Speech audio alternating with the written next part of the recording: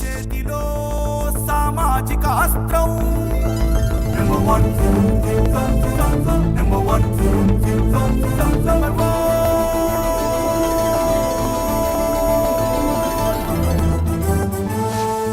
Number one. Welcome to number one news. ఈనాడు సరికొత్త ప్రోగ్రాంతో మేము ముందుకు వస్తున్నాం. దాని పేరే స్పెషల్ గెస్ట్ విత్ ఎంఎస్ఆర్.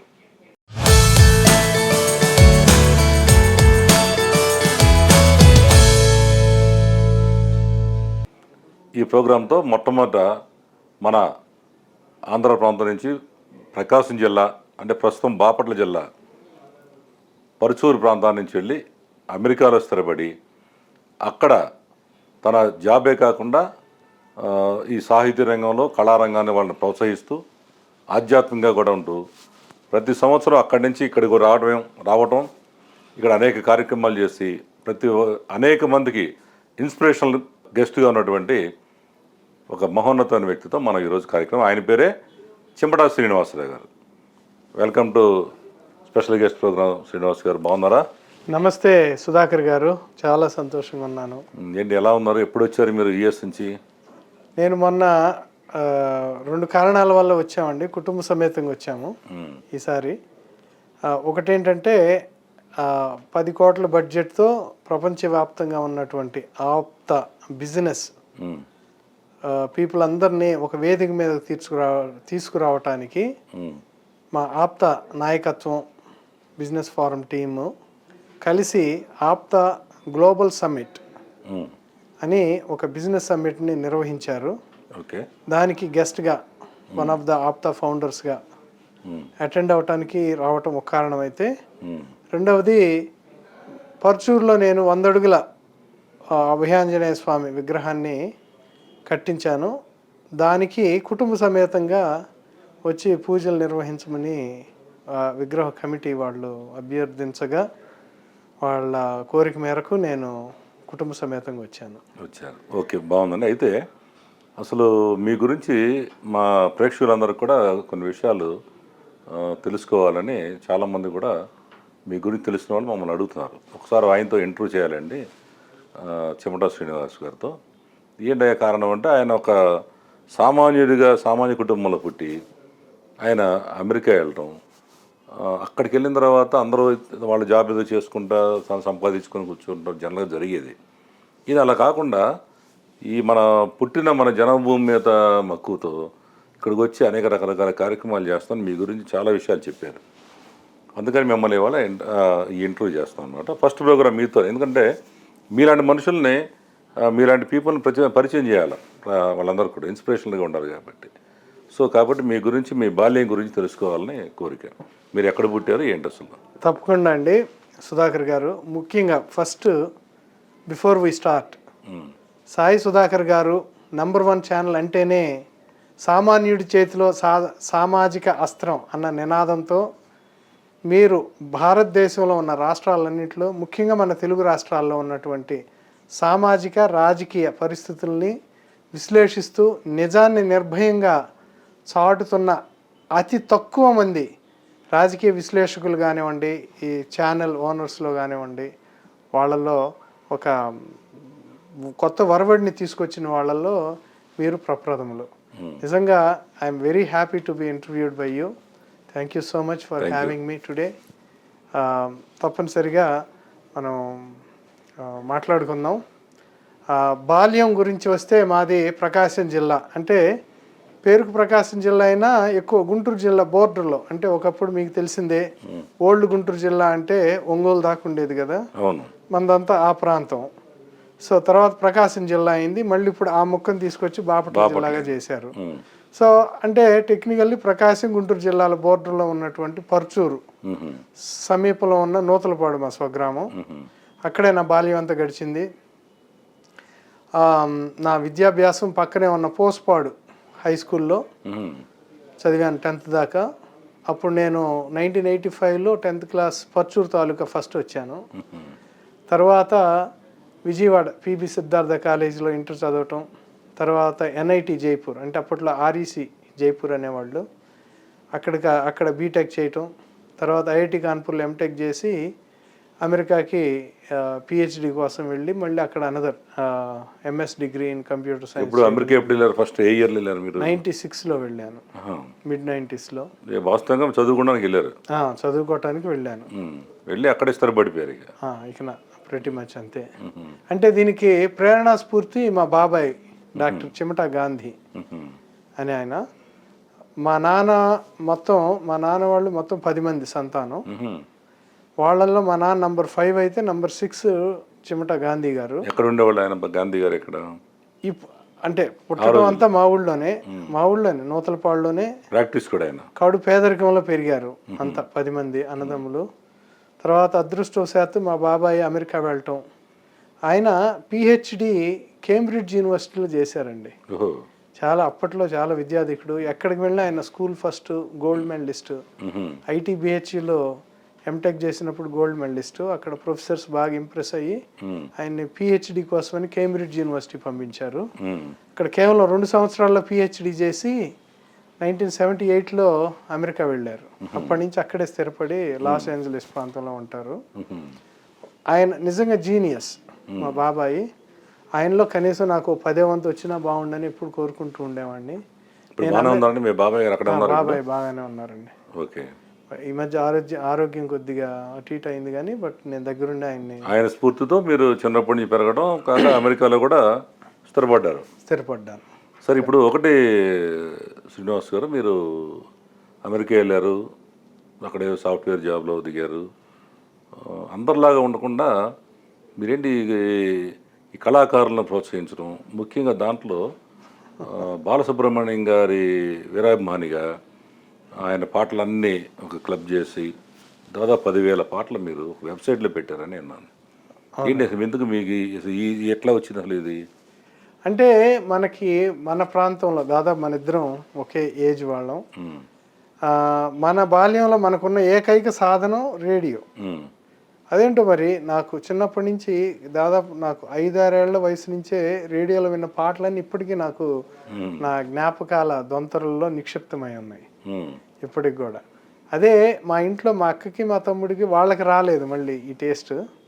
అలా దైవకంగా నేను అనుకోవటం పూర్వజన్మ వాసనలో ఉండొచ్చు. అలా పల్లెటూళ్ళలో ఉన్నా కూడా నాకు చిన్నప్పటి నుంచి రేడియో మీద విపరీతమైన మక్కువ. ఆ మక్కువ కూడా బాలుగారి పాటలతోనే ఎక్కువ, ఇంకా ఆ మక్కువ మిక్కుటమైంది. అంటే చిన్నప్పటి నుంచి ఆయన పాటలు వింటూ ఉండేవాళ్ళ బాగా? రేడియోలో వింటూ ఉండేవాడిని. అప్పట్లో చిన్నప్పుడు మనకి మైకులు ఉండేవి కదా, తిరణాలకు కానీ ఎడ్ల పందాలకి మామూలు సబ్బులు గిబ్బులు అమ్మటానికి రిక్షాల మీద అన్నిట్లో అప్పట్లో 1976-77 నుంచి స్టార్ట్ చేస్తే అంతా అదే అడవి రాముడు, యమగోళ, ఆ మ్యానియా అనమాట అప్పట్లో. ఎక్కడ చూసినా ఇవే పాటలు, తాళికట్టు శుభవేళ ఇలాంటి పాటలు. సో అలా నాకు బాలు గారి పాట నా జీవితంతో మమేకమైపోయింది. వయసుతో పాటు నాకు బాలు గారి పాట మీద మమకారం కూడా అలా పెరుగుతూ వచ్చింది వయసుతో పాటు. అంటే నేను ఇక్కడ బాలు పాట అంటే అది కేవలం బాలు పాడిన పాట ఒక్కటే కాదు, ఆ టైంలో వచ్చినటువంటి ఆ జమానా, ఆ ఎరా అంటాం ఇంగ్లీష్లో, ఆ ఎరాలో వచ్చినటువంటి సుశీల, జానకి గారు ఆయనతో కలిసి పాడిన పాటలు అవన్నీ నేను బాలు పాటలుగా, బాలు ఎరా పాటలుగా నేను పరిగణిస్తాను. అదే మన పేరెంట్స్ ఉన్నారనుకోండి, వాళ్ళకి ఘంటసాల పాటలతో వాళ్ళు పెరిగారు కాబట్టి వాళ్ళకి ఆ పాటలు ఎక్కువ ఇష్టం బాలు కన్నా. మనం బాలు పాటలతో పుట్టి పెరిగాం కాబట్టి మనకి అవి ఇక జీవితాంతం అవి మనతో పాటు పయనిస్తూనే ఉంటాయి. 80 ఏళ్ళు వచ్చినా మనం ఏ దివిలో విరిసిన పారిజాతం ఆ పాట పాడుకుంటూనే పోతాం. అది నా వే ఆఫ్ థింకింగ్ అనమాట. అది అలా మనకి చిన్నప్పటి నుంచి తెలుగు పాట అంటే నాకు ప్రాణం, పంచప్రాణాలు. తర్వాత నేను బీటెక్కి ఎప్పుడైతే నార్త్ ఇండియా బీటెక్ ఎంటెక్ వెళ్ళానో అప్పుడు బాగా ఐ వాజ్ మిస్సింగ్ ఆల్ దీ సాంగ్స్, తెలుగు పాటలు. అప్పుడు ఆ కసి అంతా నేను హిందీ పాటల మీదకి మళ్ళించి హిందీ పాటల్లో 70s 80sలో ఎస్పెషల్లీ ఆర్డి బర్మను, కళ్యాణ్జీ ఆనంద్జీ, లక్ష్మీకాంత్ ప్యారేలాల్, శంకర్ జైకిషన్ వీళ్ళ పాటలన్నీ బాగా నేను బాగా లైక్ చేసేవాడిని. అంటే మీకు ఒక టేస్ట్ ఒక భాషలో ఉంటే ఆటోమేటిక్గా అలాంటి పాటలు మిగతా భాషల్లో ఉంటే మీకు ఆటోమేటిక్గా ఎక్కుతాయి అవి. సో అలా నాకు 70s పాటలు అంటే ప్రాణం. అమెరికా వచ్చేటప్పుడు కూడా నేను దాదాపు ఒక సూట్ కేసు నిండా ఈ తెలుగు క్యాసెట్స్, హిందీ క్యాసెట్స్ అన్నీ నేను చేయించుకొని పాటలు. అప్పుడు పీ సిరీస్ ఉండేవి కదా, అవి చీరాల, చిలకలూరిపేట మనకి నియరెస్ట్ సెంటర్స్ పర్చూర్కి. సో అక్కడ చేయించుకొని అలా ఒక సూట్ కేసు నిండా నేను 50 క్యాసెట్ల పైనే తీసుకెళ్ళాను. 50 100 ఇప్పుడు సరిగ్గా గుర్తులేదు. చాలా ఆల్మోస్ట్ ఒక సూట్ కేసు నిండా అయితే అవే ఉన్నాయి. అప్పట్లో అమెరికా వెళ్ళాలంటే ఏముంది, 2 సూట్ కేసులు, ఒక దాంట్లో బట్టలు, ఇంకో దాంట్లో మిగతా ఈ పచ్చళ్ళు, గిచ్చళ్ళు ఇలాంటివి పట్టుకెళ్తూ ఉంటాను. నేను క్యాసెట్లు పట్టుకెళ్ళాను. ఏం అడగలేదు, సెక్యూరిటీలు అదేమి స్కానింగ్లో అబ్జెక్షనబుల్ ఐటమ్స్ కాదు కదా, అదేం ఇబ్బంది ఏం లేదు. సో వెళ్ళిన తర్వాత అప్పుడే ఇంటర్నెట్ mid-90s ఇంటర్నెట్ స్టార్ట్ అయింది. స్టార్ట్ అయినప్పుడు 97 నుంచి స్లోగా ఒక్కొక్కళ్ళు పెడుతూ ఉన్నారు. అప్పట్లో అప్పుడప్పుడే సిడీస్ కూడా వస్తున్నాయి. సిడీస్ నాకు తెలిసిన ఫస్ట్ సిడీ తెలుగులో వచ్చింది బాలు గారి 2 ఒక సెట్ లాగా వచ్చింది అనమాట. అది దివిలో విరిసిన పారిజాతమో ఏదో ఉందండి, ఒక సిరీస్ లాగా వచ్చినాయి. దాంట్లో ఉన్న పాటలన్నీ వాళ్ళు పెట్టారు కొంతమంది వెబ్సైట్లో. అలా వాళ్ళ దగ్గర ఉన్న పాటల్ని, ఆడియో సాంగ్స్ని MP3 సాంగ్స్గా కన్వర్ట్ చేసి వాటిని మళ్ళీ హోస్టింగ్ చేసి, అప్పట్లో హోస్టింగ్ ఖర్చులు చాలా ఎక్కువ ఉండేవి, ఇప్పుడు అంత చీప్ కాదు. సో బిగినింగ్లో అలా చాలా వెబ్సైట్లో చూసినప్పుడు చితురుమదురుగా అక్కడక్కడ కనపడేవి కానీ సమగ్రంగా కనపడేవి కాదు. ఒక సినిమా ఇప్పుడు సపోజు సోగ్గాడి సినిమా ఉంది, సినిమాలో అన్ని పాటలు వినాలి, ఎక్కడ దొరికేవి కాదు. అలానే పాడి పంటల సినిమా అన్ని పాటలు వినాలంటే ఎక్కడ దొరికేవి కాదు. సో దాంతో నేను ఆ ఫ్రస్ట్రేషన్తో అది మనమే ఎందుకు చేయకూడదు, అక్కడెక్కడ మనం పొద్దున్న లేస్తే వెతుక్కునే కన్నా ఆ పాట ఎక్కడుంది, ఈ పాట ఎక్కడుంది, అసలు ఉందా లేదా ఈ పాట అని వెతుక్కునే కన్నా నేనే ఎందుకు దానికి శ్రీకారం చుట్టకూడదు అని దానికి నాకు తెలియకుండానే ఒక పెద్ద మహా ఉద్యమానికి నేను పునాది వేశాను. ఆ రోజున చిమటా మ్యూజిక్ అనే వెబ్సైట్ స్టార్ట్ చేసి దాంట్లో 2005లో ప్రారంభించాను. అప్పటికి ఇంకా యూట్యూబ్ రాలేదు. ఇప్పుడు వెబ్సైట్లో ఎన్ని పాటలు పెట్టారు స్టార్టింగ్? దాదాపు 10,000 పాటల దాకా గ్రాడ్యువల్ గా వరుసన అంటే ఇయర్ బై ఇయర్ అలా యాడ్ చేసుకుంటూ. ఇప్పుడు మొత్తం ఎన్ని పాటలు కలెక్ట్ చేస్తారు దాంట్లో? దాదాపు 10,000 పైన ఉన్నాయి. తర్వాత ఈ సాంగ్స్ అన్ని కూడా ఇప్పుడు కొంతమంది రైట్స్ తీసుకున్నా ఉంటారు, మరి వాళ్ళతో నేనేం చేశానంటే మిగతా వెబ్సైట్స్ కి మనకి తేడా ఏంటంటే మన ఓన్లీ దే కెన్ లిసన్, వినగలరు వాళ్ళు, అంతే, డౌన్లోడ్ చేసుకోలేరు మన వెబ్సైట్ నుంచి. అయినా వాళ్ళు ఒకసారి దాంతో కూడా సంబంధం లేకుండా మీరు పాట, ఇండియన్ మ్యూజిక్ ఇండస్ట్రీ అని ఒక బాడీ ఉంది, వాళ్ళు ఏం చేస్తారంటే నోటీసులు పంపిస్తారు. అలా నా వెబ్సైట్ని ముందు chimatamusic.com అంటే దాన్ని ఇండియాలో బ్లాక్ చేశారు. దానికి శతకోటి దరిద్రాలకి అనంత కోటి ఉపాయాలనే ఒక సామెత ఉంది. వాడు అలా బ్లాక్ చేశాడు కదా, నేను దాన్ని allbestSongs.com అని ఇంకో వెబ్సైట్గా ఇంకో డొమైన్ని రిజిస్టర్ చేసి దాన్ని ఇండియాలో ఐ మేడ్ ఇట్ అవైలబుల్. దాని మీద అబ్జెక్షన్ పెట్టలేదు వాళ్ళు. అది కొన్నాళ్ళు బాగా నడిచింది, 3-4 కొద్ది టైం పడుతుంది వాళ్ళు అది, ఎందుకంటే ఏ ఒక్క పాటలో ఒక చిన్న బిట్టు ఆ స్కానింగ్లో దొరికినా వాళ్ళు దాన్ని బ్లాక్ చేస్తారు వెబ్సైట్ని. అంటే పాపులారిటీ వస్తే అదే ప్రాబ్లం, పాపులారిటీ లేదనుకోండి ఎవడు పట్టించుకోడు. మన ఆటోమేటిక్గా బాగా వెబ్సైట్ బాగా పాపులర్ అయింది కాబట్టి అలా తర్వాత అది కూడా బ్లాక్ చేస్తే kuteram.com అది కూడా బ్లాక్ చేశారు. ప్రస్తుతానికి chimatamusic.us కొద్దిగా హోస్టింగ్ ప్రాబ్లం ఉండి ఆగింది. మళ్ళీ నేను ఇప్పుడు మరి 10,000 పాటలు వినాలంటే లేదా ప్రస్తుతం అవకాశం? ఇప్పుడు ప్రస్తుతానికి లేదు, కానీ నెక్స్ట్ మంత్ నుంచి నేను దాన్ని మళ్ళీ రివైవ్ చేస్తున్నాను. సో ఇదంతా ఒక ఎత్తు అయితే, దీనికి నెక్స్ట్ స్టెప్గా ఇందాక అన్నారు కదా కళాకారుల్ని ప్రోత్సహిస్తున్నారు అని, తర్వాత ఒక 2005 నుంచి 10 దాకా 9 దాకా బాగా వెబ్సైట్లో తనమనుకులయ్యాను. తర్వాత దీనికి నెక్స్ట్ స్టెప్గా ఏం చేయాలి, దాంతో ఒక్కటే కాకుండా ఇంకా దీనికి అనుగుణంగా సంబంధిత కార్యక్రమాలు ఇంకేం చేయగలనని ఆలోచిస్తే కాన్సర్ట్స్, మ్యూజికల్ కాన్సర్ట్స్, అక్కడ నాకు లైవ్ ఆర్కెస్ట్రా బ్యాండ్ ఉంది. ఒక టైంలో బహుశా నేను ఒక్కడినే అమెరికాలో 10 మంది ఆర్కెస్ట్రా బృందంతో లైవ్ ఆర్కెస్ట్రాతో పాటలు కచేరీలు చేసేవాడిని. ఆ కచేరీలు చేసినప్పుడు ఏమన్నా ఫీజు పెడతారా వచ్చిన వాళ్ళకి?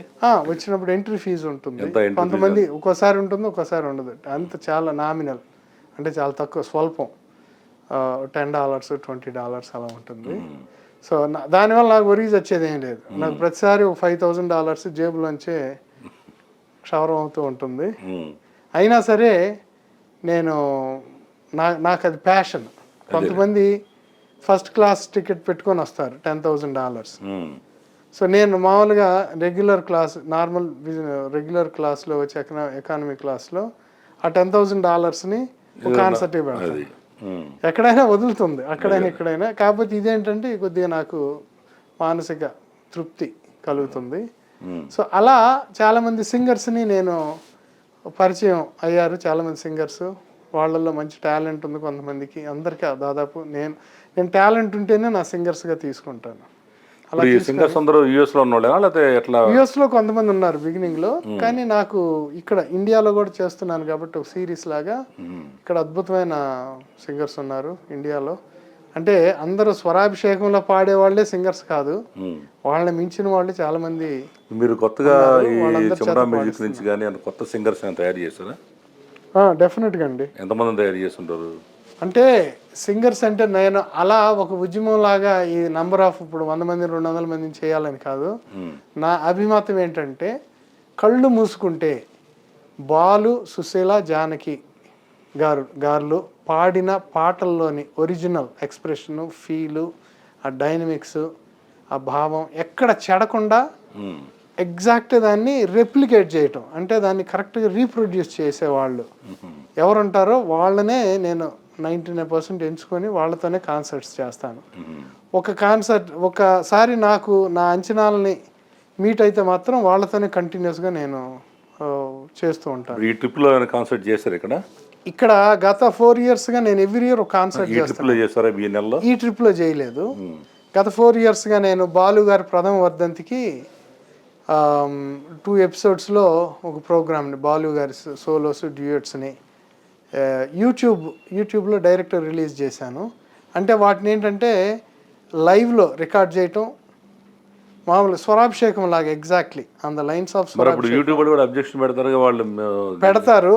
అంటే దాంట్లో కూడా ఒక్కోసారి అబ్జెక్ట్ చేస్తారు, మోస్ట్లీ చేయరు. అది కూడా లక్కే.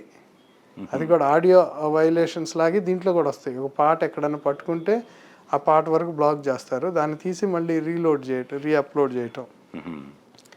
సో అది కూడా ఛాలెంజే. ఇప్పుడు కనీసం మనకి ఇష్టం వచ్చిన పనులు కూడా మనం చేసుకోవడానికి లేకుండా బిగిస్తున్నారు. దానివల్ల వాళ్ళకి పొందే లబ్ధి ఏంటో ఉంటుంది వాళ్ళకి. అంటే వాళ్ళ పాటలు అక్కడి నుంచే వినాలనేది, లేకపోతే కమర్షియలైజ్ చేసుకోవాలనేది ఉంటుంది. కానీ ఇది మాలాంటి కొంతమంది ఏ స్వలాపేక్ష ఏమి ఆశించకుండా, దీనివల్ల మాకు డబ్బులు పోతాయి కాబట్టి పోవటమే కానీ ఒక పైసా వచ్చేది ఉండదు. ఇప్పుడు నేను ప్రతిసారి 10 లక్షలు అవుతుంది ఈ కాన్సర్ట్లు ఇలా చేయటం. సిరీస్ వర్షన్ 4 చేశాను. ఇప్పుడు దాదాపు 40 లక్షలు ఇప్పుడు అయింది. మొత్తం మీద ఇప్పుడు దాకా 1.5 దాకా ఈ కాన్సర్ట్స్ మీద నాకు ఖర్చు పెట్టారు. ఇప్పుడు దాకా అయింది. ఏంటి అసలు ఇంత పిచ్చి ఏంటి అసలు మీ దేనికి అదొక అంటే మా ఆవిడకి అదే చెప్పాను బిగినింగ్లో, నేను ఇండియా వెళ్ళి ఒక సినిమా తీస్తాను, ఒక 3-4 కోట్లు పోతాయి, అలా చేసుకోమంటావా లేకపోతే సంవత్సరానికి ఒక 10 లక్షలు ఇలా పోయేటట్టుగా చేయమంటావా అని 2,000 ఇచ్చా. ఆవిడ ఏది పట్టుకుంది చిన్న, ఇటు ప్రతి సంవత్సరం 10 లక్షలు వదిలించుకో, ఒకేసారి వెళ్ళి 4 crores 5 crores పెట్టొద్దని. ఇదే బెస్ట్. సో అదే బెస్ట్. దాంతో నాకు కూడా ఏంటంటే కొంతకాలం అది నా ప్యాషన్ అంతే. అంటే మావిడ అంటూ ఉంటుంది, ఎందుకు ఇంత ఆరాటపడతావు అంటే, ఫస్ట్ నీకు నచ్చిన పాటలు నచ్చిన విధంగా సింగర్స్ మళ్ళీ పాడలేదని మదన పడుతూ ఉంటావు, సరిగా రాలేదని కుమిలిపోతూ ఉంటావు, ఇవన్నీ బాధలు ఎందుకు, డైరెక్ట్గా పాటలే వినొచ్చు కదా, విని ఎంజాయ్ చేయొచ్చు కదా అంటుంది. కానీ దాంట్లో అది కిక్. మామూలుగా మళ్ళీ కాన్సర్ట్స్ అంతా ఎందుకు చేస్తున్నారు జనాలు, రఫీ పాటలు, కిషోర్ పాటలు, బాలు, ఘంటసాల పాటలు అవన్నీ పెట్టుకొని వినొచ్చు కదా అంటే, కొంతమందికి అది రీప్రొడ్యూస్ చేయటం ఇష్టం.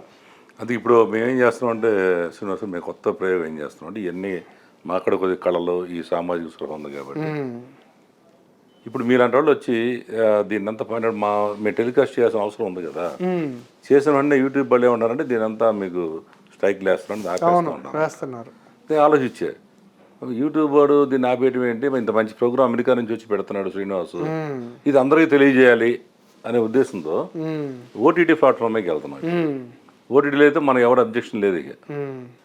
కళాకారులు అన్నారు కదా ఇందాక, అలానే ఫస్ట్ ముందుగా బాలు ఘంటసాల ఎరాలో వచ్చినటువంటి ఆ పాటలన్నిటినీ యథాతథంగా ఒక ఫీల్తో ఎక్స్ప్రెషన్తో అంకిత భావంతో పాడే సింగర్స్ చాలామందిని నేను ప్రోత్సహిస్తున్నాను. అలానే ఇంకా మిగతా కళాకారులు అంటే అమెరికాకి కొంతమంది అవధానం చేయడానికి అవధానులు వస్తున్నారు. వాళ్ళు ఎక్కడ మా ప్రాంతంలో జరిగిన 1116 ఇచ్చి వాళ్ళకి సభక్తికంగా నేను వాళ్ళకి ప్రణమిల్లుతాను. ఎందుకంటే అది దైవదత్తమైనటువంటి విద్య, అది అందరూ చేసేది ఇది కాదు. అసలు అవధానం చేయటం అనేది ఒక మన తెలుగు వాళ్ళకే సాధ్యమైనటువంటి ఒక గర్వమైన ప్రక్రియ. సో అలాంటిది వాళ్ళంతా సరస్వతి పుత్రులు, వాళ్ళని ఏమాత్రం అలా గౌరవించుకోవటంలో నేను ఎప్పుడు జేబులోంచి నేను ఖర్చు పెడుతూనే ఉంటాను. తర్వాత ఇంకా ఆప్తా మహాసభల్లో చాలామంది ఇండియా నుంచి, అంటే నాకేంటంటే ఇప్పుడు ఏదైనా ఇప్పుడు తానా కానీ ఆప్తా ఆట ఈ కన్వెన్షన్స్ అమెరికాలో జరిగినప్పుడు పొలోమంటూ ఫిలిం స్టార్స్ని హీరోయిన్స్ని వీళ్ళందరినీ తీసుకెళ్తారు. అదంతా వేస్ట్ అని నా అభిప్రాయం. వేస్ట్ అసలు. వాళ్ళ వల్ల వాల్యూ వాళ్ళని చూసి ఎవరు రారు. అందరూ అనుకుంటారు, భ్రమపడుతూ ఉంటారు. అక్కడ అందరూ వచ్చేది ఎందుకంటే ఆ కోలాహలంలో పాలు పంచుకోవడానికి. ఫిలిం స్టార్స్ ఉన్నా లేకపోయినా వాళ్ళు వస్తారు. ఫిలిం స్టార్స్ రాలేదని ఎవరైనా ఆగుతారండి? అదే 2 yearsకి ఒకసారి జరిగే పండగ వాతావరణం. దాంట్లో అందరూ మన చుట్టాలని, బంధువుల్ని, మిత్రుల్ని అందరిని చూసుకోవటానికని వస్తారు. అంతే తప్పితే దానికి ఏంటంటే ఓరకు వాల్యూ ఒక యాడ్ చేయాలని వేలకు వేలు ఇచ్చి ఒక వేస్ట్ కార్యక్రమానికి శ్రీకారం చుట్టారు. ఎప్పుడు దాన్ని ఇంకా ఆ పరంపరను అలా కొనసాగిస్తున్నారు. దయచేసి వాళ్ళందరికీ కూడా నా విజ్ఞప్తి ఏంటంటే వాళ్ళ బదులు మనకి ముఖ్యంగా మన తెలుగు 2 రాష్ట్రాల్లో అద్భుతమైన కళాకారులు ఉన్నారు. వాళ్ళని తీసుకొచ్చి, అంటే వీసా రావటం ఒకటి ప్రాబ్లం, అంటే చాలా ఈజీ మనం అనుకోవటం, కానీ వీసా ఉన్న వాళ్ళకి వచ్చిన వాళ్ళని కళాకారులను తీసుకొచ్చి వాళ్ళ సముచిత రీతిలో మనం సన్మానించి సత్కరిస్తే అది మనం కొన్ని తరాల వరకు మనం కాపాడిన వాళ్ళం అవుతాం. వీళ్ళకి మంచి ఏది మన సంప్రదాయాలని, సంస్కృతిని, వీటన్నిటికీ వాళ్ళందరూ కరదీపాలు. వాళ్ళందరినీ మనం సన్మానించుకోవటంలో ఎంతో తృప్తి ఉంటుంది. సన్మానించాలి కూడా మనం, అది మన బాధ్యత. అవన్నీ మర్చిపోయి ఫిలిం స్టార్స్ని వేలంవేరుగా హీరోయిన్స్ని తీసుకొచ్చి వాళ్ళు 2 minutes వచ్చి అలా చేతులు వెళ్తారు, దానికి $50,000 ఇస్తారు. ఎందుకు? వేస్ట్. అది ముందు వాళ్ళందరూ ఆ ప్లేస్లో కళాకారులు సన్మానిస్తుంటారు. ఓకే, తర్వాత అండి మీరు ఇప్పుడు ఈ కళాకారులని మీరు ఈ సాంగ్స్ ఈ వ్యవహారం ఎట్లా ఉంటే మీరు ఆధ్యాత్మికంగా కూడా ఈ మధ్య వచ్చి మీరు మీ ప్రాంతంలో ఒక 100 అడుగుల ఆంజనేయ స్వామి విగ్రహాన్ని ప్రతిష్ఠించారు. ఎందుకు దాదాపు కొన్ని కోట్ల రూపాయలు ఖర్చు పెట్టి ఇలాంటివి చేశారు? ఏంటి దీనికి ఇన్స్పిరేషన్ ఏంటి అసలు? మీరు ఇన్స్పిరేషన్ అంటే నాకు చిన్నప్పటి నుంచి నేను పల్లెటూరు వాతావరణంలో పెరిగాను. నాకు చిన్నప్పటి నుంచి చందమామ పుస్తకాలు బాగా ఇష్టం. అది కాక ఎన్టీఆర్ పౌరాణికాలు దాదాపు అన్ని సినిమాలు చూశాను. ఎన్టీఆర్, కాంతారావు, ఎస్వి రంగారావు వీళ్ళందరూ నటించినటువంటి అన్ని సినిమాలు దాదాపు తెలుగులో వచ్చిన 80% పౌరాణిక సినిమాలన్నీ చూశాననే అనుకుంటున్నాను. మీరు ఇక్కడ ఉన్నప్పుడు అక్కడికి వెళ్ళిన తర్వాత చిన్నప్పటి నుంచి నేను మామూలుగా మా ఊళ్ళో ఉన్నప్పటి నుంచి అమెరికా వెళ్ళినాక ఇంకా అదృష్టం ఏంటంటే యూట్యూబ్ వచ్చింది. గత 15 years 20 years పాత సినిమాలన్నీ ఉంటాయి కాబట్టి 15 years నుంచి పాత సినిమాలు దాదాపు అన్నీ అదివరకు చిన్నప్పటి నుంచి మిస్ అయిన సినిమాలన్నీ మళ్ళీ చూశాను. మళ్ళీ ఎప్పుడో ఒకసారి ఎప్పుడో పూనూరు హాల్లో నా 6th classలో వాల్మీకి అని ఎన్టీ రామారావు సినిమా చూశాను. తర్వాత అసలు కంప్లీట్గా మర్చిపోయాను. మొన్న మళ్ళీ అక్కడక్కడ సినిమాని ఫాస్ట్ ఫార్వర్డ్ చేసుకుంటూ చూశాను. అది అలా ఎన్నో బాల్య స్మృతులు. ఒక సినిమా చూస్తున్నామంటే ఆ రోజు పూనూరు వాసు థియేటర్లో మామూలుగా పునుగులు తినటం, ఆ 3 గంటలు గడిపిన బాల్యం మొత్తం మళ్ళీ మన కళ్ళ ముందు సాక్షాత్కరిస్తుంది. అది ఒక మంచి అనుభూతి. అందువల్ల ఒక్కోసారి సినిమాలు నేను యూట్యూబ్లో మళ్ళీ ఎందుకు చూస్తానంటే అవి మళ్ళీ మన జ్ఞాపకాలన్నింటినీ వెనక్కి తీసుకొస్తాయి. దానికి ఆంజనేయ స్వామి విగ్రహానికి ఏంటి సంబంధం అని కాదు, అది సందర్భం వచ్చింది కాబట్టి అది చెప్తున్నాను. సో ఇలా నేను చిన్నప్పుడు చందమామ పుస్తకాలు ఇవి చదివేవాడిని. నాకు బాగా దైవభక్తి మెండు. అలా అని నేను ఈ భజనలు వాటిలో పాల్గొన్నాను ఎక్కువగా. నాకు దేవుడు అంటే భక్తి ఉంది. నేను విష్ణుమూర్తిని నమ్ముతాను. నేను నారాయణ భక్తుడిని. అయితే నాకు ఈ మధ్య అంటే చిన్నప్పటి నుంచి పావులూరు మా ఊరు దగ్గర పావులూరు ఆంజనేయ స్వామి గుడి ఉండేది. మా అమ్మ ఆంజనేయ స్వామి భక్తురాలు. అయితే ప్రతి సంవత్సరం నన్ను పిల్లల్ని మా అక్క తమ్ముడిని ముగ్గురిని తీసుకెళ్ళి అక్కడ అలా నాకు ఆంజనేయ స్వామి అంటే చిన్నప్పటి నుంచి ప్రత్యేకమైన అనుబంధం స్వామివారితో. సో 2017లో మా అమ్మ పోయారు. ఆవిడ పోయిన తర్వాత ఆవిడ జ్ఞాపకార్థంగా ఏదన్నా మంచి పని చేయాలి, ఎస్పెషల్లీ ఆంజనేయ స్వామి గుడి కానీ విగ్రహం కానీ కట్టించాలని అనుకునేవాడిని. దానికి తోడు గత 15 years నుంచి నేను పర్చూరుకి అటు విజయవాడ నుంచి కానీ గుంటూరు నుంచి కానీ వస్తుంటే అటు చిలకలూరుపేట రోడ్లో ఇటు గుంటూరు రోడ్లో విగ్రహాలు అక్కడక్కడ కనపడుతూ ఉండేవి. కనపడ్డప్పుడల్లా నాకు అనిపించేది, ఇదే విగ్రహం మనం పర్చూరు వై జంక్షన్లో ఎందుకు ప్రతిష్ఠించకూడదు. ఇంకా బాగా వాటిని చూస్తే నాకు ఎప్పుడు అసంతృప్తిగా అనిపించేది. ఆంజనేయుడు అంటే ఆ ప్రసన్న వదనం కానీ, ఆ గాంభీర్యం కానీ, ఆ కండలు కానీ, ఆ పౌష్టికంగా అంటే శరీర దారుఢ్యం కానీ ఇవేమి కనపడేవి కాదు. చాలా పీలగా డైటింగ్ చేసిన ఆంజనేయ స్వామి లాగా ఉండే విగ్రహాలు. అంటే కేవలం వాళ్ళ కట్టించిన వాళ్ళకి అవగాహన రాహిత్యం అయి ఉండొచ్చు వాళ్ళది, లేదా కట్టిన శిల్పికి సరైన ఇన్స్ట్రక్షన్స్ దగ్గర ఇన్స్ట్రక్షన్స్ ఉండకపోవచ్చు. ఈ కారణాల వల్ల ఏదైతేమి అంత అందంగా అయితే సర్వాంగ సుందరంగా నేను ఎక్కడ చూడలేదు. సో నేను అలా ఎప్పుడు నేనే కనుక ఒక విగ్రహం కట్టిస్తే అద్భుతంగా పైనుంచి కిందకి అలానే చూస్తూ ఉండిపోయేలాగా అంత సర్వాంగ సుందరంగా దిద్దేటట్లుగా ఉండే ఒక విగ్రహాన్ని కట్టించాలని నాకు గత 10 ఏళ్ల నుంచి ఉంది నా మనసులో. సో లక్కీగా కరోనాకు ముందు పర్చూర్ టీము కొంతమంది వచ్చి ఇలా విగ్రహం మీకు ఇలా ఆలోచన ఉందని విన్నాము, మనం పర్చూర్లోనే కడదామండి అని వచ్చినప్పుడు దాన్ని స్వాగతించి విగ్రహానికి అయ్యే ఖర్చు మొత్తం నేనే పెట్టుకుంటానని చెప్పి అలా ₹1 కోటి నేను ఇంకా మిగతా దాదాపు ఇంకో 1 కోటి నా బంధుమిత్రులందరూ కలిసి కేవలం నా నమ్మకం మీద నమ్మకం ఉంచిన వాళ్ళు. నా తర్వాత హైయెస్ట్ డొనేషన్ శ్రీకాంత్ మన్యం అని పర్చూర్ జనసేన పార్టీ కోఆర్డినేటరు, తను 40 లక్షలు ఇచ్చాడు.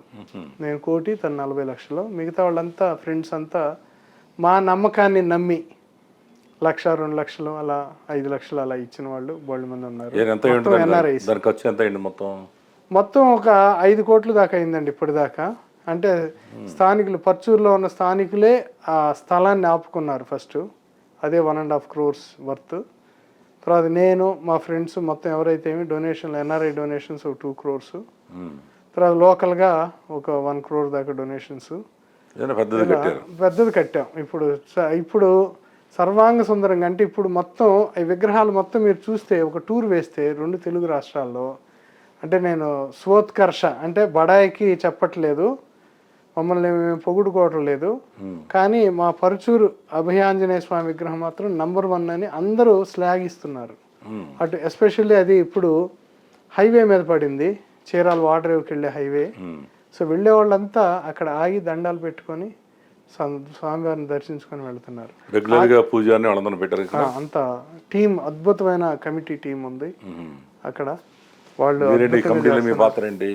నాదేం లేదండి, అంతా అక్కడ కోట హరిబాబు గారని పర్చూరులో ఆయన అధ్యక్షతన రంగిశెట్టి ఆంజనేయులు గారు, తులసి శివనాగేశ్వర గారు, ఇలా కటారి సురేంద్ర గారు, ఇలా వీళ్ళతో అద్భుతంగా నడుస్తుంది బాగా. వాళ్ళ మంచి నిబద్ధత, కమిట్మెంట్ ఉన్నటువంటి టీం మెంబర్స్ వాళ్ళంతా, కమిటీ మెంబర్స్ వాళ్ళందరూ అద్భుతంగా దాన్ని, మా పని ఓన్లీ డబ్బు సహాయం అప్పుడప్పుడు అందించడం, మొత్తం నిర్వహణ మొత్తం వాళ్ళే చూసుకుంటున్నారు. అంటే ఆధ్యాత్మికతలో ఇది కోణం, నాకు కట్టాలి అనిపించింది, కట్టాం.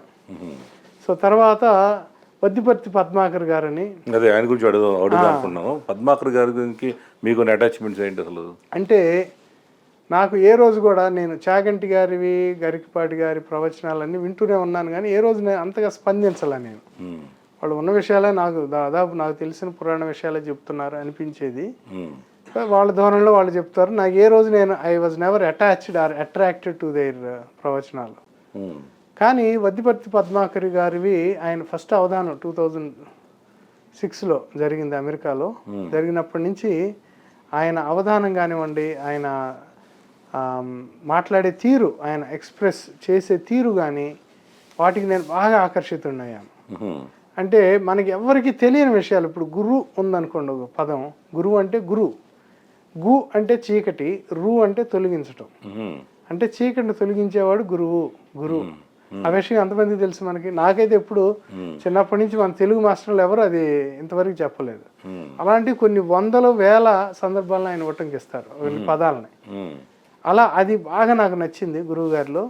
అది ఆయన చాలా చమత్కారంగా మామూలుగా సరస సంభాషణలతో అద్భుతంగా పురాణాలను, అసలు కర్ణుడికి సహస్ర కవచుడు అనేది ఎప్పుడో నేను చందమామ పుస్తకాల్లో చదువుకున్నాను. మళ్ళీ అవన్నీ ఆయన నోటి ద్వారా వినటం వల్ల నేను ఇమీడియట్గా కనెక్ట్ అయ్యి ఆయన గురువుగా స్వీకరించి నేను ఆయనకి ఇప్పుడు శిష్యుడిగా నేను ఆయన ఫాలో అవుతున్నాను. అలానే పద్మగారు గారు ఎక్కడ ఉంటారండి? ఆయన ఏలూరులో ప్రణవపీఠం అని ఉందండి. దానికి ఏటా నేను $10,000 ఇద్దామని కమిట్. అంటే నాకు ఒకటండి, డబ్బులు ఉండి అక్కడ 100 కోట్లు నా దగ్గర ఉండి ఇవ్వట్లేదు, $millions ఉన్నంతలో ఇస్తున్నాను. అది ఉన్నంతలో కొంత స్కాలర్షిప్స్కి, కొంత సంగీత ఈ కాన్సర్ట్స్ ఇవన్నీ చేయడానికి, కొంత ఇలాంటి ఆధ్యాత్మిక పరమైనటువంటి వాటిని సపోర్ట్ చేయడానికి. ఎందుకంటే ఆయన ప్రణవపీఠం పెట్టి చాలా అద్భుతమైన సేవ చేస్తున్నారు. రోజు కొంత 100 మందికి ఫ్రీ ఫుడ్ అక్కడ పెడుతూ ఉంటారు. సో వాటికి నిర్వహణకు కూడా అవుతూ ఉంటుంది కదా ఖర్చు. అన్ఫార్చునేట్లీ ఏంటంటే ఆయన మిగతా ప్రవచనకర్తల్లాగా కమర్షియల్గా వెళ్ళట్లేదు. అందువల్ల ఇంకా ఎక్కువ మంది ముందుకు వచ్చి ఆయన్ని సపోర్ట్ చేసి ఆయన కాజెస్ని ఇంకా బాగా సపోర్ట్ చేయాలని నేను ఈ సందర్భంగా అందరికీ నేను మనవి చేసుకుంటున్నాను. ఓకే అండి. శ్రీనివాస్ గారు ఇలాంటి సేవా కార్యక్రమాల కళాకారులను ప్రోత్సహించడం, ఆధ్యాత్మిక సేవా కార్యక్రమం కాకుండా సరికొత్తగా ఈ ఆప్తా అనే ఒక యాక్టివిటీని కూడా ఆయన ఎన్నో సంవత్సరాల క్రితం వన్ ఆఫ్ ది ఫౌండర్గా ఉండి ఇప్పటికి కూడా దాని మీద అనేక కార్యక్రమాలు చేస్తారు. వాటి గురించి తెలుసుకునే ముందు ఒక చిన్న బ్రేక్. కుటుంబ వివాదాలు, రాజకీయ ఎత్తుగడలు, పరస్పర ఆరోపణలు, ఊహించని ట్విస్ట్లు, మీడియాలో ట్రెండింగ్ అవుతూ వస్తున్న కామెంట్స్ పై #1 news special focus. Hot comments watch on #1 news. Don't miss it. Welcome back to special guest with MSR. చూడండి శ్రీనివాస్ గారు, ఇప్పుడు మీరు మీ గ్రామం నుంచి చిన్నప్పటి నుంచే అక్కడ చదువుకున్నారు, అక్కడ వెళ్ళిపోయారు, అమెరికా వెళ్ళారు, కొన్ని సేవా కార్యక్రమాలు చేస్తున్నారు. అసలు మీ గురించి మీ గ్రామంలో ఏమనుకుంటున్నారో తెలుసా మీకు? అసలు తెలుసా?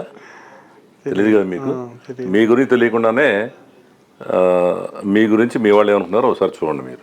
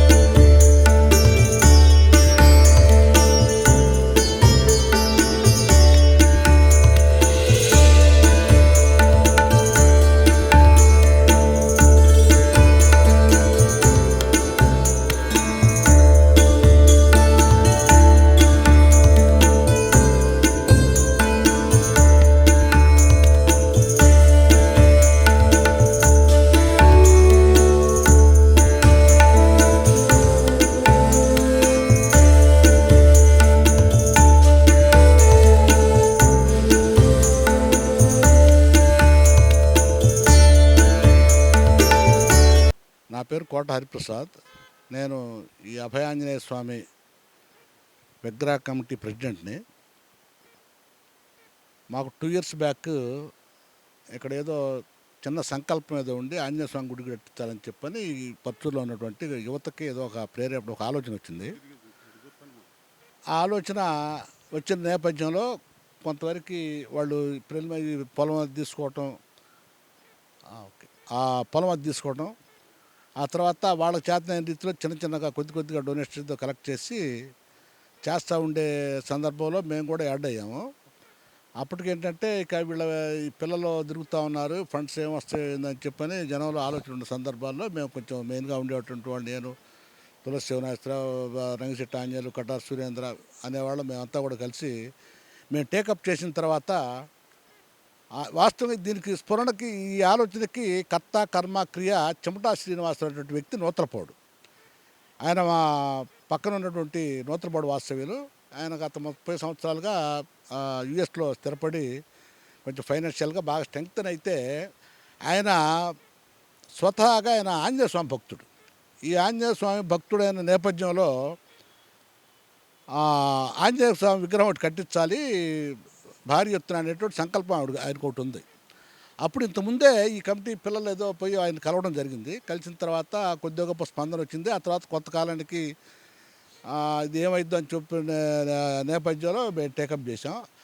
అప్పటి నుంచి మా కమిటీ వాళ్ళ పెర్ఫార్మెన్స్ ఎట్లా, మా యాక్టివిటీస్ మొత్తం, మాకున్న తపన ఇవన్నీ కూడా గుర్తించినటువంటి శ్రీనివాసరావు గారు, ఆయన ఏదైతే లోగడ 40 లక్షలు 50 లక్షలు ఇద్దాం అనుకున్నటువంటి వ్యక్తి, మీరు ఎంతైనా ఇస్తాను నేను, కాబట్టి మీకు మ్యాక్సిమం ఎంత హైట్ అయితే చేయగలుగుతాడో శిల్పి అంత హైట్ చేయండి అని చెప్పని మాకు ప్రోత్సహించాడు. ప్రోత్సహించిన తర్వాత అంచెలంచెలుగా భక్తుల నుంచి విరాళాలు రావటం ముమ్మరంగా. అట్లానే ఈ శ్రీనివాసరావు యుఎస్ నుంచి ఆయన మాకు యాక్చువల్గా 40 లక్షలు అనుకుంటున్నది, ఆయన 1,20,00,000 ఇచ్చాడు. ఇప్పటికి కూడా అతను ఇంకా డెవలప్ చేయాలనే సంకల్పంతో మేము యుఎస్లో ఇంకా డొనేషన్స్ కోసం ఆయన ప్రయత్నం చేస్తూ ఉన్నాడు. ఈ రోజు వరకు దూర ప్రాంతాల నుంచి వచ్చినటువంటి భక్తులు కూడా చాలా హ్యాపీగా ఫీల్ అయ్యి బ్రహ్మాండంగా ఎవరితో కట్టారు ఏంటని ఇన్ఫర్మేషన్ తీసుకొని బ్రహ్మాండంగా ప్రజాస్పందన వస్తూ ఉంది. ఇంకా వంటశాల జరుగుతూ ఉంది. ఆ వంటశాలకి మన్నే శ్రీకాంత్ అని చెప్పి తిమ్మసముద్రం వాసి, ఆయన కూడా యూఎస్లో ఉంటాడు. ఆయన 40 lakhs ప్రామిస్ చేసి ఆల్రెడీ 25 lakhs ఇచ్చాడు. వంటశాలతో పాటు పైన గదులు కూడా వేసే ఆలోచనతో మేము కమిటీ వాళ్ళం దాతల సహకారంతో చేద్దామని చెప్పి ముందుకు వెళ్తూ ఉన్నాం. నా పేరు తులసి శివనాశ్వరం అండి. నేను ఈ అభయ స్వామి విగ్రహ కమిటీ ట్రెజరర్ని. ఇది 3 years నుంచి బిగిన్ అయ్యి శంకుస్థాపన నుంచి జరుగుతా భక్తుల డొనేషన్ సహాయ సహకారాలతోటి మెయిన్ విగ్రహ దాత చెమటా శ్రీనివాస్ గారు 1,20,00,000 కాకుండా ఇంకా మేమందరం ఈ కమిటీ వాళ్ళు అందరం కలిసి చుట్టుపక్కల విలేజెస్లో మా ఊళ్ళో 10,000 కాడి నుంచి 5 లక్షల దాకా ఇచ్చిన వాళ్ళు ఉన్నారు. మొత్తం ఇప్పటికి ఇది 5 కోట్ల వరకు బడ్జెట్ అయింది. దీంతో ఇప్పుడు వెనక అనిల్ కుమార్ అని ఒక అతను ఒక షెడ్ నిర్మాణం ఇచ్చాడు. మండలేని సుబ్బారావు గారు అని అతను ఒక షెడ్ నిర్మాణం ఇచ్చారు. ఇంకా కోటారి ప్రసాద్ వాళ్ళతో సహాయ సహకారాలతోటి వెనక కళ్యాణ మండపోత్సవం చేసుకుంటా దానికి సీలింగు, లైటింగ్, ఫ్యాన్లు అన్నీ బిగించడం జరిగింది. వెనక దీనికి వంటశాల కోసం ఈ మన్యం శ్రీకాంత్ గారు ఒక 40 లక్షలు ఇస్తామని చెప్పి ప్రామిస్ చేసి ఉండారు. ఆల్రెడీ ఒక 25 lakhs దాకా వచ్చినాయి. ఇంకో బిల్డింగ్ కూడా వేసి అవన్నీ పూర్తి చేసి 10 సంవత్సరం అన్నదానం పెట్టాలని మా ఆలోచన. ప్రతి మంగళవారం నాడు ఇప్పటికీ దాతల సహాయ సహకారాలతోటి ప్రతి మంగళవారం, శనివారం ప్రసాదాలు జరుగుతున్నాయి. అందరూ సహాయ సహకారాలతోటి ఈ దేవస్థానం ఇంతవరకు అభివృద్ధి చెందింది. ఇప్పటి వరకు 5 కోట్ల దాకా అయింది. ఇప్పటివరకు ఈ ఆంజనేయ స్వామి దేవస్థానానికి 16 మంది మెంబర్లు కమిటీ వాళ్ళు ఉన్నారు. కమిటీ వాళ్ళు అందరికీ అందుబాటులో లేకపోయినా 4 మాత్రం మెయిన్ ఇక్కడ ఉండి ఈ కార్యక్రమాలు చూస్తున్నాం. దానిలో మెయిన్ కోట హరిప్రసాద్, కటారి సురేంద్రబాబు, తులసి శివనాశ్వరరావు, రంగిశెట్టి ఆంజనేయులు. దీనికి మెయిన్ కటారి సురేంద్రబాబు, కోట హరిబాబు వీళ్ళు సహకారం. దీనికి ఎవరినైనా ప్రజలను ఏదన్నా డబ్బులు అడగాలన్నా చేయాలన్నా కార్యక్రమానికి వాళ్ళు ముందుంటే వాళ్ళ బాటలో మేముండి మా నలుగురుగా ఎక్కువ చేస్తున్నాం. మిగతా వాళ్ళు కూడా వాళ్ళ సహకారం, వాళ్ళు కూడా వాళ్ళ తగ్గ చేస్తున్నారు, చేయట్లేదని కాదు. అందరి సహకారం ఉంటేనే భగవంతుడు, ఒక్కడి వల్ల మాత్రం ఇది కాదు. ఈ నెంబర్ 1 ఛానల్ పునర్ప్రారంభించిన నాయుడు గారికి మొదటగా మా గ్రామానికి వచ్చి మా ఆంజనేయ స్వామి విగ్రహం దగ్గరకు వచ్చి చేస్తున్న ఈ నెంబర్ 1 ఛానల్లో దినాభివృద్ధి చెందాలని మా ఆంజనేయ స్వామిని వేడుకుంటున్నాం. ఇంకా ఇది బాగా వృద్ధిలోకి రావాలి, మంచి పేరు రావాలని ఆ నాయుడు గారికి ఛానల్ నెంబర్కి నా శుభాకాంక్షలు, అభినందనలు తెలియజేస్తాను. నేను పర్తూరు నివాసినండి. నా పేరు కటారి సురేంద్రబాబు అండి. ఈ వై జంక్షన్లో చెమటా శ్రీనివాసరావు గారు అనే ఆయన వ్యక్తి వేరే వాళ్ళతో దీన్ని సంకల్పం చేశాడండి. ఇది అటు ఇటు కాని దశలో ఒక దశలో చెమటా శ్రీనివాసరావు గారు చిన్న పిల్లలు వేరే కుర్రవాళ్ళతో చేశారు. అది మరుగున పడిపోయింది. తర్వాత మేము ఒక ఊళ్ళో ముఖ్యమైన వాళ్ళం ఒక 5-6 కలిసి ఒక 10 మందిని కలిసి ఈ కార్యక్రమాన్ని ఎత్తుకొని దేదీప్యమాన్యంగా ఇంతవరకు ఆగకుండా జరిగిపోతూ ఉందండి. ఇది 2 కోట్లు అనుకున్నది 5 కోట్ల దాకా వెళ్ళిపోయిందండి. అది అంతా చెమటా శ్రీనివాసరావు గారు ఎక్కడైతే కానీ ఆయన ఒక 1,20,00,000 రూపాయలు ఆయన సంకల్పం ఇచ్చేశారండి. మిగతా అంతా మా ప్రోద్బలంతో 3 కోట్ల దాకా జనాందరి దగ్గర వసూలు చేసి దీన్ని ప్రారంభించామండి. తర్వాత మన్ను శ్రీకాంత్ గారు వెనకమాల వంటశాలకి 40 లక్షల వ్యయంతో ఇచ్చేశారు, పూర్తి చేయబోతున్నారు. తర్వాత పై భాగాన్ని కూడా ఇంకో 30 లక్షల రూపాయలు చెమటా శ్రీనివాసరావు గారు మన్ను శ్రీకాంత్ గారు ఇద్దరు కలిసి దాన్ని పూర్తి చేస్తామని మాకు హామీ ఇచ్చారండి. మా ఊరు గ్రామవాసి కాకపోయినా చెమటా శ్రీనివాసరావు గారు నూతలపాడు వాసి అయినా మా ఊర్లో పెద్ద ఈ కార్యక్రమం చేయడం ఆయన పెద్ద మనసుకి చిహ్నం అండి. పర్చూరుని ఒక ఐకాన్గా నిలబెట్టగలిగారు అంటే ఒక చెమటా శ్రీనివాసరావు గారేనండి అని మా ఉద్దేశం అండి. చెమటా శ్రీనివాసరావు గారు చాలా ఆధ్యాత్మిక సేవలు చేస్తూ ఉంటాడు. చదువుకునే పిల్లలకు కానీ స్కాలర్షిప్లు అవన్నీ ఇవ్వటానికి మొన్న బాపట్లలో చేశారు. ఇట్లా చాలా కార్యక్రమాలు చేస్తూ ఉంటారు. అదండి మీ వాళ్ళకి మీ మీద ఉన్న అభిప్రాయం అది. ఓకేనా? తర్వాత మీరు మీ గ్రామంలో వాళ్ళు ఏమనుకుంటున్నారో మీ గురించి విన్నారు ఇప్పుడు. తర్వాత మీరు ఒక పెద్ద టెంపుల్ ఆంజనేయ స్వామి టెంపుల్ కట్టించారు. అది కూడా మంచి సెంటర్లో ఇప్పుడు పెద్ద హైవే పక్కన అయిపోయింది. కొన్ని 100 మంది అక్కడ ఆగటం, మేము కూడా 100 సంఖ్యలో వాహనాలు ఆగటం మేము కూడా చూసాం. అది వాస్తవం మీరు కట్టించారని మాకు తెలియదు. నేను కూడా ఆ రూట్లో వెళ్తా చూసాను, మన చీరాలు వెళ్తా 2-3 సార్లు. అది చాలా హ్యాపీగా ఉంది. ఇప్పుడు ఆంజనేయ స్వామి విగ్రహం గురించి శ్రీనివాస్ గారు ఎక్కడి నుంచో చెమటా శ్రీనివాస్ గారు అమెరికాలో ఉంటామండి. అక్కడి నుంచి తన ఆధ్యాత్మిక భావంతో ఆయన మీద భక్తితో వాళ్ళ అమ్మగారి ఆంజనేయ స్వామి భక్తురాలు కాబట్టి ఎలా కట్టాడు దాని గురించి అక్కడ కొంతమంది భక్తులు కానీ ఆ కమిటీ వాళ్ళు ఏమనుకుంటున్నారో చూడండి మీరు ఒకసారి. శ్రీ మహాగణాధిపతయే నమః. శ్రీ గురుభ్యో నమః. హరి ఓం. గణానాన్త్వా గణపతిగుం భవామహే కవిం కవీన ఉపమస్రవస్తమందేష్టరాజం బ్రహ్మణాం బ్రహ్మణస్పద ఆనశృణ్వన్నోదవశ్యరధాతనం ద్రే మహాగణాధిపతకే శ్రీ మహాసరస్వత్యై శ్రీ గురుభ్యో నమః. హరి ఓం. భక్త మహాశైలకు ఒక విజ్ఞప్తి. పర్చూరు గ్రామంలో వేంచేసినటువంటి అభయస్థ ఆంజనేయ స్వామి వారి దేవాలయం నిత్యము 6 గంటలకల్లా నిత్యం గోత్రనామాలతో పూజాది కార్యక్రమాలు ప్రారంభమై ఈ యొక్క పూజా కార్యక్రమాలు ఎక్కడి నుంచో భక్తులు విశేషంగా స్వామివారిని దర్శించి ఎలాంటి కోరికలున్నా విద్య, ఉద్యోగం, వివాహం, సంతానం, వ్యాపారం ఇత్యాది ఎలాంటి కోరికలున్నా కోరికలు నెరవేర్చేటటువంటి ఈ యొక్క అభయస్థ ఆంజనేయ స్వామివారు పర్చూరులో పర్చూరులో ఉన్నటువంటి స్వామివారు అభయస్థ ఆంజనేయ స్వామివారు మీ యొక్క కోరికలు ఇట్లానే నెరవేరుతాయని స్వామివారికి విన్నవించుకుంటున్నాం. ఈ యొక్క స్థలం దాత స్వామివారి కూడా చెమటా శ్రీనివాసరావు గారు చందాలు ఇచ్చి ఈ యొక్క స్వామివారి అనుగ్రహానికి పాత్రలు కావాల్సిందిగా కోరుతున్నాం. నా పేరు ఒగ్గిశెట్టి నరసింహం అండి. పర్చూరు గ్రామ నివాసిని.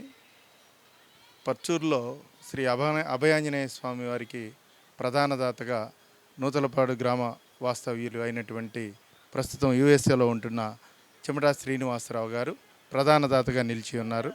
స్థానికంగా ఇక్కడ 95 అడుగుల అభయాంజనేయ స్వామి వారి విగ్రహం పర్చూరు పరిసర గ్రామాల ప్రజలకు ఆధ్యాత్మికంగా ఎన్నో సేవా కార్యక్రమాలను అందిస్తూ వారు చేసేటువంటి కార్యక్రమాల వలన ఇక్కడ వెలిసినటువంటి అభయాంజనేయ స్వామి వారు ఆధ్యాత్మికంగా ఎన్నో రకాలుగా ఈ పర్చూరు పరిసర గ్రామ ప్రజలకు, అంతేకాకుండా ముఖ్యంగా స్థానిక వై జంక్షన్లో ఉండటం వలన ఇక్కడ ఎక్కువ మంది ఆధ్యాత్మికంగా ఇక్కడ ఆగి స్వామివారిని దర్శనం చేసుకోవడం, ఇలాంటి ఆధ్యాత్మిక సేవా కార్యక్రమాలు ఎన్నో ఈ యొక్క గ్రామంలో ఉండటం నిజంగా దీనికి అవకాశాన్ని కల్పించడం చెమటా శ్రీనివాసరావు గారికి ప్రత్యేకంగా ధన్యవాదాలు తెలియజేస్తున్నాం గ్రామం తరఫున.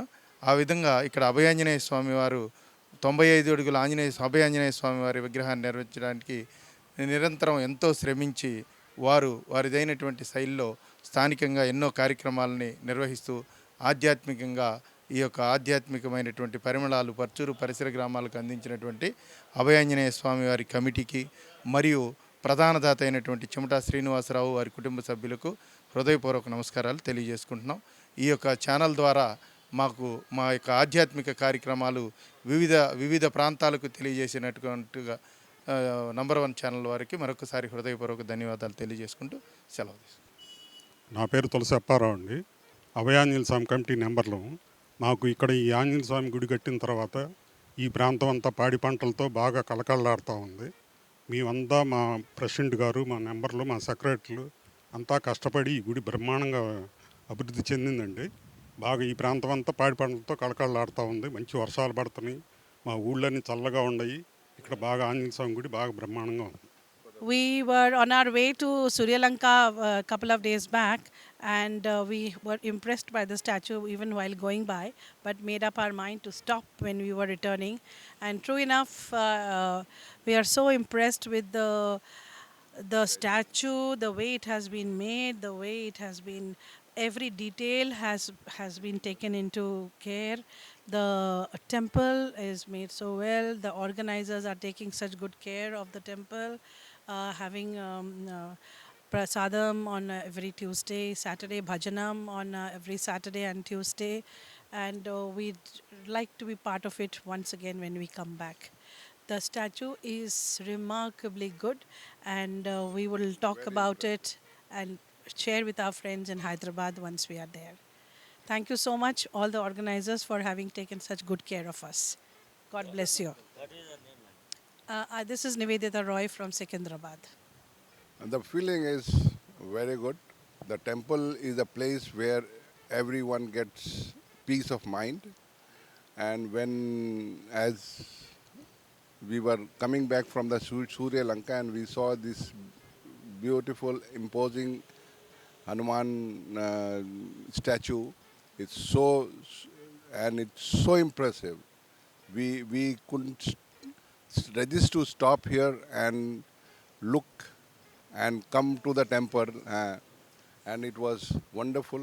And the committee members are excellent. They are dedicated to this temple, and they have put from their side a lot of efforts to build this wonderful temple. Thank you very much. My name is Tuhin Roy from Secunderabad. అదండి ఈరోజు ఏంటంటే మీలాంటి వాళ్ళు ఇన్స్పిరేషన్గా మీరు ఉండాలనే ఉద్దేశంతో మిమ్మల్ని చూసి మరి కొంతమంది రావాలనే ఉద్దేశంతోనే మీతోనే ఒక మంచి వ్యక్తితో ఈ ప్రోగ్రామ్ మేము మొదలు పెట్టాం అనమాట. Thank you. అందరూ కూడా ఏంటంటే నంబర్ 1 చూస్తున్న ప్రేక్షకులు, ఈ కార్యక్రమం చూస్తున్న వాళ్ళు సహజంగా ఇలాంటి సేవాభావం ఉన్న వాళ్ళు మన గ్రామాల్లో కూడా కొద్ది గొప్ప ఉన్నా వాళ్ళని విమర్శిస్తూ లేదా వాళ్ళు సహాయం చేయకపోగా ఆటంకాలు కల్పిస్తున్నారు చాలామంది. ఉదాహరణ నిన్న మన సంక్రాంతికి మేము సంక్రాంతి సంబరాలని కృష్ణా జిల్లాలో ఒక ప్రోగ్రాం పెట్టాము. మరి ఇప్పుడు ఏలూరు జిల్లా వచ్చింది. ఆ గ్రామంలో 3 సంవత్సరం 4 సంవత్సరం మా ఏలూరు కార్యక్రమాలు చేయటం. ఆ గ్రామంలో ఒక ఆయన చెప్తున్నాడు ఏమనంటే, ఈసారి ఇంత అద్భుతంగా జరిగినాయి, నంబర్ 1 ఛానల్లో కూడా వచ్చి మాకంతా ఆటల పోటీలు, ముగ్గుల పోటీలు పెట్టి ప్రైజులు ఇచ్చారు. ఈ జరగనీయకుండా ఒక 3-4 వ్యక్తులంట ఏమొస్తుంది ఈ ప్రోగ్రాం పెడితే, ఎందుకు ఇవన్నీ అవసరమా అన్నారంట. కనుల విందుగా జరిగింది. అంటే ప్రతి చోట ఉంటారు అట్లా. కానీ ఇక్కడ మీ విషయంలో మీ వాళ్ళు చెప్పింది మేము చూసాం కదా, ఇప్పుడు చాలా సంతోషం. తర్వాత మీరు ఇప్పుడు ఈ వ్యవహారం అయిపోయింది. చిన్నప్పుడు మీ బాల్యం గురించి తెలుసుకున్నాం, అట్లాగే కళాకారులు బాలసుబ్రహ్మణ్యం గారు వీళ్ళ గురించి తెలుసుకున్నాం, ఆధ్యాత్మిక రంగంలో తెలుసుకున్నాం. ఇప్పుడు సరికొత్తగా ఏంటంటే ఈ ఆప్తా అనేది ఒక ఆర్గనైజేషను మీరు ఎప్పుడో 2008లోనే ఎప్పుడో మీ మనసులో నుంచి రావటం, ఈ పేరు మీరు పెట్టడం, మీ ద్వారా మీ అన్ని సహచరులందరినీ పోగు చేసి ఆప్తా అనే ఒక ఆర్గనైజేషన్ పెట్టడం, అమెరికాలో అది కూడా అంచెలంచెలుగా ఎదుగుతూ ఇప్పుడు దాన్ని 10,000 మంది టీం మెంబర్స్ అయినట్టుగా తెలిసింది. అసలు ఈ గొడవ ఏంటి, మళ్ళీ ఆప్తా గురించి ఎందుకు వచ్చారు, ఏంటి అసలు కారణం ఏంటి? ఏంటంటే అమెరికాలో అప్పట్లో 2 ప్రముఖ తెలుగు సంస్థలు ఉండేవి, తానా ఆట అని. సో ఇప్పుడు మీకు తెలియని చిదంబర రహస్యం ఏముంది, ఇప్పుడు మన గ్రామీణ ప్రాంతం నుంచి అక్కడికి వెళ్ళినప్పుడు ప్రధానంగా 3-4 కమ్యూనిటీస్ ఇక్కడ భావజాలాన్ని అక్కడికి తీసుకెళ్ళి ఆర్గనైజేషన్స్ ప్రిడామినెంట్లీ పేర్లు పెట్టకపోయినా ఆర్గనైజేషన్స్కి, అంటే వాటిలో పేర్లు ప్రస్ఫుటంగా లేకపోయినా కమ్యూనిటీ నేమ్స్ వాళ్ళు రన్ చేస్తున్నప్పుడు మాకు అప్పుడప్పుడు అనిపిస్తూ ఉండేది, మనం కూడా ఒకటి ఎందుకు స్టార్ట్ చేయకూడదు, తీసుకొచ్చి మన కమ్యూనిటీలో ఉన్నటువంటి ప్రముఖుల్ని, మహానుభావుల్ని అందరిని స్మరించుకుంటూ వాళ్ళకి విగ్రహాలు పెట్టడం ఇండియాలో. అలా లేకపోతే ఇంకెవరు పెట్టట్లేదు. అంటే ఎవరు ఇప్పుడు ఒక కమ్యూనిటీ వాళ్ళని వేరే కమ్యూనిటీ వాళ్ళు, అంటే కొంతమంది అన్ని కమ్యూనిటీస్లో ఉన్న వాళ్ళని సన్మానించడం వేరు. ఇప్పుడు అది కూడా ఆ సమున్నతమైనటువంటి ఆశయాలు లేదా ఆలోచనలు కూడా తగ్గుముఖం పడుతున్నాయి స్లోగా. మొన్న ఒకసారి మండల బుద్ధప్రసాద్ గారు అన్నారు, అప్పట్లో, ఇప్పుడు కాదు, మహాత్మా గాంధీ విగ్రహం ఇప్పుడు ఒకటి ఎక్కడన్నా పెట్టాలి అన్న 2 రాష్ట్రాల్లో కేవలం వైశ్యులు ముందుకొచ్చి పూనుకుంటే కానీ అది జరగట్లేదు. నిజమే కదా. సో అది ఒక రీజన్ అయితే, రెండోది ఏంటంటే కమ్యూనిటీలో ఉన్న నిరుపేద విద్యార్థులకి, అంటే మేమంతా చదువుకొని అమెరికా రావటానికి మొత్తం వచ్చి ఇలా ఒక స్థాయికి వచ్చామంటే దానికి కేవలం కారణం విద్య. మంచి ఉన్నత విద్య అభ్యసించాము, ఆ అదృష్టం అవకాశం దక్కాయి మాకు. కాబట్టి ఈ రోజున మా జీవితాలు బాగా స్థిరపడ్డాయి. సో అలానే కమ్యూనిటీలో ముందు దేశంలో, తర్వాత రాష్ట్రాల్లో, తర్వాత కమ్యూనిటీలో, ముందు కమ్యూనిటీ నుంచి మొదలు పెడితే ఆటోమేటిక్గా ఎవరి కమ్యూనిటీని వాళ్ళు బాగుపరుచుకుంటే బాగానే ఉంటుందండి. అది కూడా చాలామంది విమర్శిస్తూ ఉంటారు, వాళ్ళు చేసుకుంటున్నారంటే కరెక్టే. ఆ కమ్యూనిటీ ఎవరి కమ్యూనిటీలో వాళ్ళు డబ్బులు రైజ్ చేసుకొని వాళ్ళకి హెల్ప్ చేసుకుంటున్నారు. ఆల్రెడీగా 2-3 కులాల ఎప్పటి నుంచో చేస్తున్నారు. వాళ్ళని స్ఫూర్తిగా తీసుకొని అది చేసుకోవాలి అందరూ, వాళ్ళని ఆడిపోసుకోవటం కాకుండా. అంతే కదా. సో ఆ ప్రేరణతో, ఆ సదుద్దేశంతో, ఒక సత్సంకల్పంతో మేము నిరుపేద విద్యార్థులకి విద్యాదానం చేసి వాళ్ళ బంగారు భవిష్యత్తుకి స్వర్ణ సోపానాలు వేద్దాం అనేది మాదొక ఆశయం. అసలు ఆప్తా అంటే ఏంటి? పూర్తిగా అమెరికన్ ప్రోగ్రెసివ్ తెలుగు అసోసియేషన్. ముందేంటంటే 2006లో ఒక యాహూ గ్రూప్ నుంచి ఒక గ్రూప్గా పెట్టి దాంట్లో కమ్యూనిటీ ట్యాగ్ ఉంది. సో అప్పుడు నేను, ప్రసాద్ సమ్మెట్ గారు, శ్రీనివాస్ చందు, సత్యావట్టి, భాస్కర్ బండికల్లు, ప్రభృతులు అందరం కలిసి మేము, ముఖ్యంగా నేనే దానికి ముందు ఆద్యుడిగా పేరు, మన మాంసం తింటున్నాం కాబట్టి బొంకులు వేసుకోవటం ఎందుకు, పొద్దున్న లేస్తే అన్ని కమ్యూనిటీస్తో మనం మమేకం కావాలి, అందరితో ఉండాలి. ఇప్పుడు ఫ్రెండ్షిప్స్ ఇవన్నీ ఏంటంటే కమ్యూనిటీ బేస్డ్ మీద ఉండవు. సో నీ టేస్ట్ని బట్టి అందరూ ఎవరు మ్యాచ్ అయితే వాళ్ళతో కంపాటబుల్గా ఉంటే వాళ్ళతో నువ్వు ఫ్రెండ్షిప్స్ కొనసాగిస్తూ ఉంటావు, రిగార్డ్లెస్ ఆఫ్ క్యాస్ట్. సో ఈ మనం పొద్దున్న లేస్తే బయట అందరితో తిరగాల్సిన వాళ్ళం, అందరితో మనం హలో అన్ని సంభాషణలు చేయాల్సిన వాళ్ళం. ఇలా ఒక కరుడు కట్టిన ఒక సంస్థ పేరు పెట్టుకొని ఇలా అలా పెట్టుకోవటం వల్ల ఇబ్బందులు ఎక్కువ. ఒకటి ఏంటంటే మీ కొద్దిగా ఎంబ్రాసింగ్గా ఉంటుంది, రెండోది మీడియా ఎవరు నువ్వు ఎంత మంచి పని చేసినా వాళ్ళు కవర్ చేయరు, వాళ్ళు అసలు బాక్స్ ఐటమ్ కూడా ఇవ్వరు. సో అలాంటప్పుడు మిగతా 2 ఆర్గనైజేషన్స్ వాళ్ళు ప్రిడామినెంట్లీ ఏ కమ్యూనిటీ వాళ్ళు డామినేట్ చేసుకుంటున్నా ఎక్కడ ఆ పేరు రానివ్వకుండా అంతర్లీనంగా చాప కింద నీరులాగా అంతా వాళ్ళ కమ్యూనిటీ వాళ్ళే డామినేట్ చేస్తూ వెళ్తున్నారు. సో అలానే వాళ్ళు క్రికెట్ ఆడినప్పుడు మనం చెడు కూడా ఆడకూడదు కదా, మనం కూడా క్రికెట్ ఆడాలి. సో ఆ ఉద్దేశంతో మేము అందరు మన పేరు, అప్పట్లో ఆకా ప్రెసిడెంట్ ఒప్పుకోవట్లేదు, పేరు మారుద్దామంటే నో మనం ఇది మన కమ్యూనిటీ ప్రైడ్కి సంబంధించింది, నేను ఒప్పుకొని అన్నాడు. సరే అప్పుడు మేమేమన్నాము, సరే ఆర్గనైజేషన్లో 80% మేము చేర్పించిన మెంబర్స్ అంతా, సో మేము వాళ్ళందరినీ తీసుకొని మేము కొత్త ఆర్గనైజేషన్ పెట్టుకుంటాం అని అందరం బయటకు వచ్చేసాం. ఇంతకుముందు ఏముండేది? ఆకా అని ఉండేది. ఆకా అంటే అమెరికన్ కాపు అసోసియేషన్. దాంట్లో ఆప్తాగా మార్చాం. పేరు ఎందుకులే, మామూలు క్యాస్ట్ ట్యాగ్ ఎందుకు. అంతేకండి. అలా మార్చిన మెయిన్ దానికి ఆ ఉద్యమాన్ని నడిపింది ఎవరంటే ప్రసాద్ సమ్మెట్ గారు, నేను, శ్రీనివాస్ చందు ముఖ్యంగా. అలా ఇంకో 2 ఉన్నారు, సత్యవట్టి గారని ఆయన, ప్లస్ భాస్కర్ బండికల్లు. ముఖ్యంగా మేము 5 లీడ్ చేసాం. తర్వాత మమ్మల్ని ఫాలో అవుతూ చాలామంది వచ్చారు. సో అలా ఇప్పుడు మమ్మల్ని ఆప్తా ఫౌండర్స్గా మాతో పాటు అందరూ ఒక 50 కుటుంబాలు వచ్చారు, వాళ్ళంతా ఫౌండింగ్ మెంబర్స్గా. అలా స్టార్ట్ అయిన సంస్థ ఈ ఆప్త. ఇప్పుడు మీరు ఇన్ని పాటలు విన్నారు, మీకు మంచి ఘంటసాల పాట మీ నోట్లో వినాలని మాకు.